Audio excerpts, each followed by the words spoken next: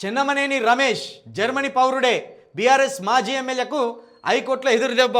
పౌరసత్వంపై కేంద్రం ఉత్తర్వులు సభమేనన్న court. Chennamaneni petition dismiss. తప్పుదోవ పట్టించినందుకు సీరియస్. 30 లక్షల జరిమానా విధించిన న్యాయస్థానం నెలలోగా చెల్లించాలని ఆదేశం. చివరికి న్యాయం జరిగింది. ఆది శ్రీనివాస్ ఏది వేములవాడ ఎమ్మెల్యే కరోనా టైంలో పోయిందంటే ఇక ఇండియాకి అత్తే ఒట్టు, తెలంగాణను చూస్తే ఒట్టు. మరి ఈయనకు అప్పుడు నెలకు 2,50,000 2,75,000 శాలరీ బీఆర్ఎస్ ప్రభుత్వం ఇచ్చిందా, ఆయన అకౌంట్లో జమ చేసిందా లేదా తేలాలి. ఇక్కడ కోర్టు చూస్తేనేమో 30 లక్షల జరిమానా వేసింది.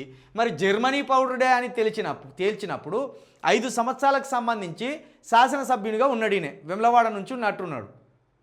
మరి 5 సంవత్సరాలకు సంబంధించి 2,75,000 రూపాయల శాలరీ తీసుకున్నారు. మరి ఈ 30 లక్షల జరిమానే సరిపోతుందా? ఈ 5 సంవత్సరాల శాలరీ కూడా వెనక్కి తీసుకురావాలి కదా.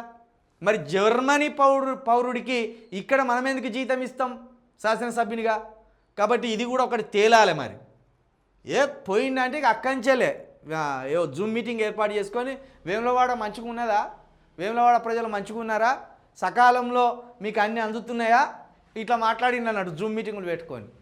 ఒకటే నవ్వుడు ఒక్కొక్కరు.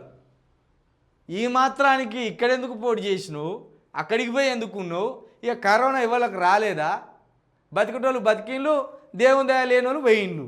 మొత్తానికి చెన్నమనేని రమేష్కి అయితే షాకే వచ్చింది, పెద్ద షాక్ వచ్చింది. కానీ రేవంత్ రెడ్డి గారు మీ మీద ఇంకో బాధ్యత ఉన్నది.